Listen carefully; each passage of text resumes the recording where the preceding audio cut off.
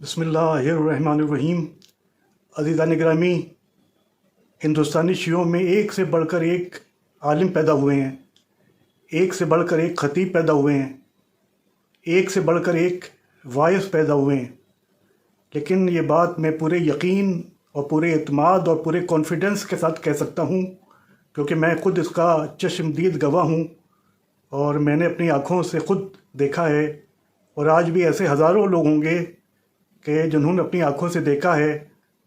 कि हिंदुस्तानी शियों में इस कदर बाअसर, इस कदर मकबूल, इस कदर पॉपुलर और इतना हर दिल अज़ीज़ कायद और लीडर कोई और नहीं गुज़रा जैसे मेरे चचा हज़रत मौलाना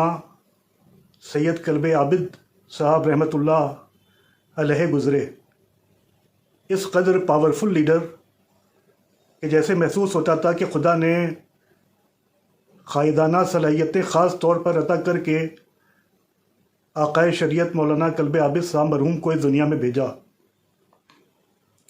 मुझे आज भी याद है, हालांकि मेरी उम्र बहुत कम थी,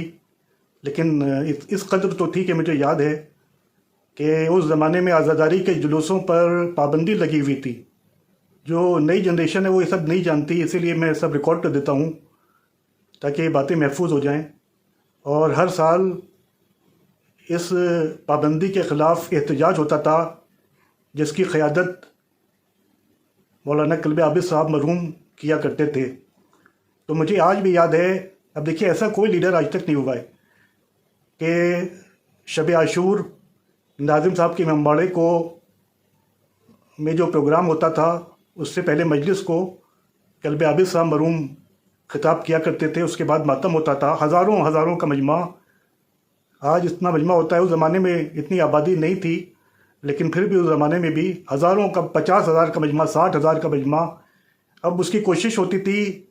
कि वो जुलूस पर पाबंदी को तोड़ते हुए और अलम को दरगाह हज़रत अब्बास तक ले जाए। 50,000 का मजमा, उससे भी ज़्यादा का मजमा, और शब आशूर एक ख़ास तरह का जोश और अक़ीदत और वलवला। पुलिस जो थी वो अकबरी गेट का जो चौराहा है उस पर मौजूद होती थी और वो मजमू को रोकने की कोशिश करती थी, वो जवानों को रोकने की कोशिश करती थी, यहाँ तक कि थक हार कर उनको पसीने आ जाते थे। एक मोटी रस्सी लाई जाती थी और उस रस्सी के ज़रिए हज़ारों के मजमे को रोकने की कोशिश की जाती थी, लेकिन जो अज़ादार थे वो किसी भी तरीक़े से आगे बढ़ने की कोशिश करते थे।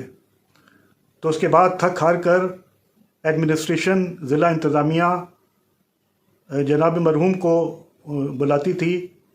और कल्बे आबिद साहब मरहूम एक कुर्सी पर खड़े होते थे। ज़ाहिर है कितने बड़े मजमे को, उनका ख़त भी इस कदर तवील नहीं था, एक दरमियानी ख़त था, तो वो कुर्सी पर खड़े होते थे और अपने हाथों से ऐसे इशारा करते थे, ऐसे इशारा करते थे। और इस इशारे में हाथों के क्या असर होता था कि वो आगे बढ़ने वाले कदम खुद ब खुद रुक जाते थे और जो अज़ादार थे वो वहीं पर मातम करते थे और प्रोग्राम ख़त्म हो जाता था। तो ऐसा असर और ऐसा यकीन था लोगों को उनकी ज़ात पर। ज़ाहिर है कि ये असर और ये मकबूलियत और ये हर दिल अजीज़ी यूँ ही नहीं मिल जाया करती है, बल्कि उसके पीछे उनका पूरा एक बेज़ाक किरदार था, जिस पर एक डॉट के बराबर भी कोई दाग ना था, कोई धब्बा ना था। उसके अलावा उनका गैर मामूली तक़वा और उनकी भला की ज़हानत और भला की इंसान शनासी, कि जिसकी वजह से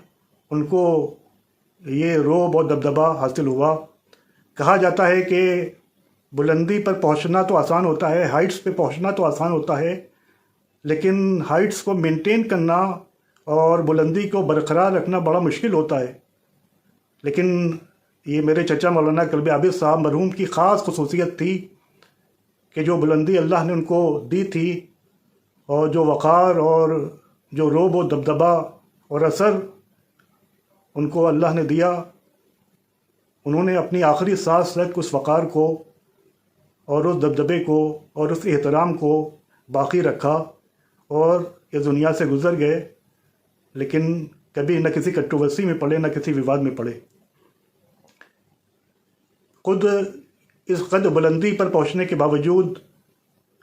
وہ اکثر مجلسوں میں کہا کرتے تھے کہ آپ لوگوں نے مجھے اس قدر عزت دے دی ہے جس کا میں اہل نہیں تھا، اور مہمان نوازی، اخلاق اور انکساری، یہ سب واقعات میں نے اپنی آنکھوں سے دیکھے۔ اس کی حالت یہ تھی کہ جب جوہری محلے میں ان کے دولت خانے پر لوگ ان سے ملنے کے لیے آتے تھے اور ڈرائنگ روم میں بیٹھتے تھے، تو ایک مرتبہ دروازہ کھلتا تھا، گھر سے متصل جو دروازہ تھا، اور لوگ دیکھ کر حیرت زدہ ہو جاتے تھے کہ جناب مرحوم ہاتھوں میں چائے کی ٹرے لے کر مہمانوں کی مہمان نوازی کے لیے خود حاضر ہوتے تھے۔ لوگ شرمندہ ہو کر کھڑے ہو جاتے تھے اور کہتے تھے کہ جناب آپ نے کیوں زحمت کی۔ تو یہ اخلاق تھا اور یہ کردار تھا، یہ سادگی تھی کہ جنہوں نے ان کو محبوبیت کی معراج عطا کی تھی۔ ایسا لیڈر میرے خیال سے نہ کوئی ہوا ہے، اور اللہ کی ذات سے تو امید ہے، لیکن اس صلاحیت کا حامل لیڈر ہم کو ملنا چاہیے۔ اور مولانا مرحوم کا سب سے بڑا کنٹریبیوشن یہ تھا کہ انہوں نے پوری قوم کو تسبیح کے دانوں کی طرح ایک تاگے میں پروئے رکھا، پوری قوم کو یونائٹ رکھا، پوری قوم کو ایک تاگے میں باندھے رکھا۔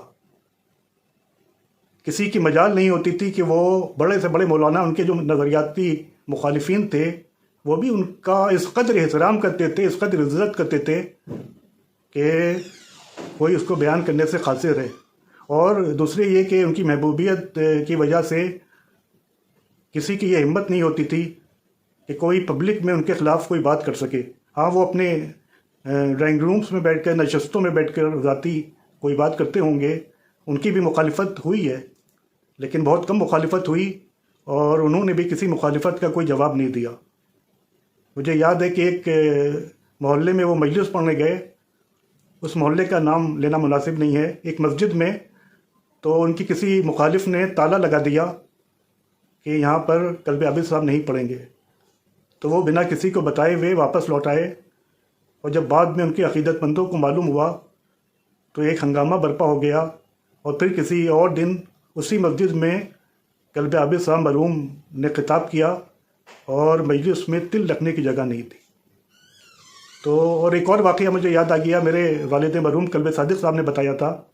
انہوں نے ظاہر ہے کہ مولانا کا نام نہیں لیا، کہ بھائی صاحب سے کسی مولانا نے کہا کہ جناب، اس زمانے میں شیعہ سنی فساد ہوا کرتے تھے، تو میرے والد مرحوم نے بتایا تھا کہ کسی مولانا نے کہا کہ جناب، مخالف فرقے نے میرے اور آپ کے سر کی اتنے لاکھ قیمت رکھی ہے۔ تو جناب قلب عابد صاحب مرحوم نے مسکرا کر انکساری کے ساتھ جواب دیا کہ آپ کے سر کی قیمت تو بہت کم رکھی ہے، لیکن میرے سر کی قیمت بہت زیادہ رکھ دی۔ تو ایسی شخصیتیں ہماری قوم میں پیدا ہوئیں کہ جنہوں نے ایک تاریخ رقم کی ہے۔ یہی مقبولیت تھی، خود خالی شیعوں میں نہیں تھی، بلکہ اہل سنت بالکل بلکہ اپنوں سے بڑھ کر ان سے محبت کرتے تھے۔ یہی وجہ ہے کہ جب دسمبر 1986 میں صبح مجھے یاد ہے کہ سردی کے دن تھے، اور تقریباً 9-10 بجے ایک فون آیا کہ ایکسیڈنٹ میں جناب مرحوم کا انتقال ہو گیا، تو میں بیان کرنے سے قاصر ہوں کہ جو لوگوں کی حالت تھی، جو غم ان کا منایا گیا، جو ان کے جنازے میں مجمع تھا، جس میں سنی بھی شامل تھے، شیعہ بھی شامل تھے، ہندو بھی شامل تھے، سکھ بھی شامل تھے، بڑے بڑے نیتا شامل تھے، بڑے بڑے لیڈرز شامل تھے، چیف منسٹر شامل تھے۔ اس زمانے میں ویر بہادر سنگھ چیف منسٹر ہوتے تھے، وہ کئی بار گھر پر بھی آئے، کانگریسی حکومت تھی۔ تو ایسا محسوس ہوتا تھا کہ جیسے قوم کے سر سے ان کے محبوب باپ کا سایہ اڑ گیا ہو۔ تو اس قدر محبوبیت ان کو حاصل ہوئی، اور اس قدر حد العزیزی ان کو حاصل ہوئی کہ جیسی حد العزیزی میرا تو نہیں ماننا ہے کہ کسی اور شیعہ عالم کو حاصل ہوئی ہو۔ ظاہر ہے کہ یہ ان کی صفات تھیں، ان کی کوالٹیز تھیں، ان کی شخصیت پہ بہت کچھ کہا جا سکتا ہے، لیکن ویڈیو لمبا ہو رہا ہے، لہذا میں یہیں پر اکتفا کرتا ہوں۔ انشاءاللہ اگر زندگی نے ساتھ دیا تو کچھ اور ان کے واقعات میں آپ کے سامنے پیش کروں گا۔ اللہ ان کے درجات کو بلند کرے اور ان کی قبر کو اور منور کرے۔ اور میری گزارش بھی ہے کہ غفران معاف کی امباڑے میں جہاں پر ان کی قبر موجود ہے اس پر کوئی کتبہ لکھ کر ان کے نام کا لگایا جائے، تاکہ لوگوں کو معلوم تو ہو کہ یہ ان کے رہبر عالی کی قبر ہے۔ بالکل میرے والد کے برابر جو ملی ہوئی قبر ہے